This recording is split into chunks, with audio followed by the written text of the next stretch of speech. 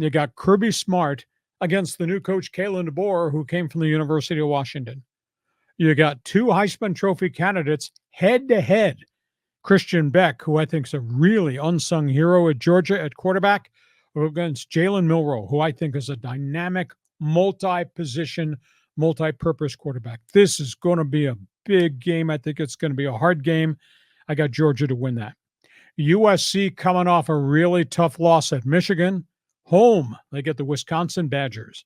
Bucky Badger is not what Bucky Badger used to be. They do run the football.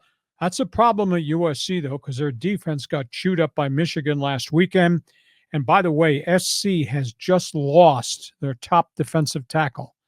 Bear Alexander, who had transferred in 2 years ago, left the team on Monday, is going to redshirt this year. Maybe he's going to jump back into the transfer portal. That's a big blow to Lincoln Riley. UCLA plays Oregon. The Bruins just don't have enough players. Deshaun Foster is under all kinds of fire. Eric Bieniemy can have as thick a playbook as you want with all the X's and O's. You don't have the people to operate it. UCLA got killed last weekend.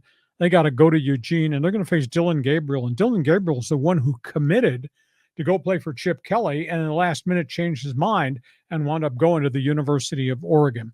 And the final topic on the table, and because I cut class that day they taught law in school at Ohio University to go drinking uptown, and I know you never drank while at UCSD. No, never. And you did go to that law class that one day. Explain to me the thinking about how or why Reggie Bush would have any right to claim NIL money.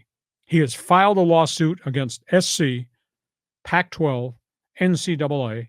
He wants to be paid for all the things that he would have gotten as USC and the Pac-12 used all of his highlight films from 2005 to 2020.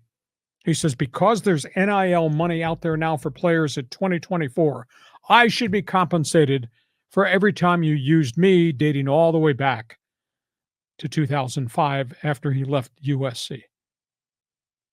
Okay. I had a good time in a bar with a girlfriend. So I don't know what they taught in law school that day.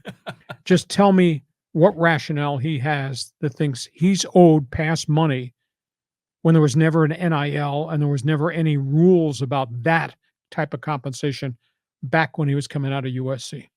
Reggie Bush deserves reparations. You know, I think he has a legit case, because remember Ed O'Bannon back in the 90s that started this whole thing, because they were using his likeness in video games and a lot of other things, in ads. He never got compensated.